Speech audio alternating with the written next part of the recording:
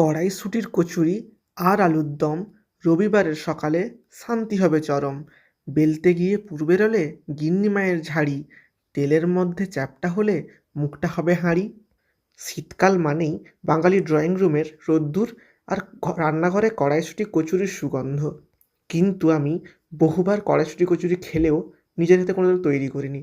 ইউটিউবে প্রচুর ভিডিও দেখে শেষে মনস্থির করেছি যে কড়াইশুঁটির কচুরি বানাবো, কারণ শীত প্রায় যায় কড়াইশুঁটি তো আর বেশি পাওয়াই যাবে না। এরপর কড়াইশুঁটি ছাড়াতে বসে অর্ধেক বেটে আর অর্ধেক মিক্সারে নিয়ে তার মধ্যে কাঁচা লঙ্কা আদা দিয়ে ওটাকে একটা ফাইন পেস্ট বানিয়ে নিতে হবে। কড়াইতে তেল গরম করে তার মধ্যে কালো জিরা আর হিং ফোড়ন দিয়ে মিশ্রণটাকে দিয়ে দিতে হবে। এটা হলো মটরশুঁটি। জলকে তাড়াতাড়ি শুকোয়, তাই জন্য কিছুটা পরিমাণ ছাতু দিতে হবে। ও হ্যাঁ, মাঝখানে নুন চিনিতে কিন্তু ভুল করবেন না। মিশ্রণটা কড়াই ছেড়ে উঠে মন্ড হয়ে এলে সেটাকে তুলে এনে ঠান্ডা করতে দিতে হবে। আর আমি তো ময়দা আগের থেকে মেখেই রেখেছিলাম। আসল কমেডি তো এবার শুরু।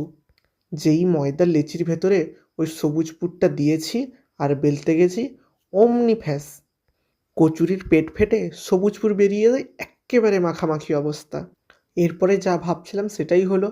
লুচি তো আর ফুলেই না, কারণ ওই ফাঁক ফোঁকর দিয়ে সব বাতাস বেরিয়ে সব চ্যাপ্টা হয়ে যাচ্ছে লুচিগুলো। ইউটিউবে দেখেছিলাম সবার লুচিগুলো কী সুন্দর ফোলে, কিন্তু আমারটা তো একটাও ফোলেনি, সবগুলোই চ্যাপ্টা হয়ে গেছে।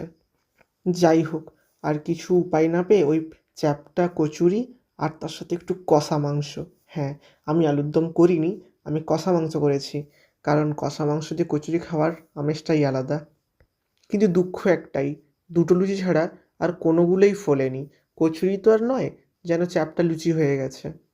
এরপরে আমি সুন্দর করে থালায় পরিবেশন করেছি নিজের জন্য। স্বাদটা কিন্তু খুব দারুণ হয়েছে, খুব বেশি খারাপ হয়নি প্রথমবার বানানোর মতো। অনেক পরিশ্রম করার জন্যই হয়তো এই খাবারটা খেতে আমার সত্যিই অনেক ভালো লাগছে। বুঝিনি এত হ্যাপা হবে। যাই হোক, তোমরা আমার চ্যানেলকে সাবস্ক্রাইব, লাইক আর কমেন্ট করে দিও। আর ছোটো ব্যাপারগুলো ইগনোর করে দিও। ধন্যবাদ সবাইকে।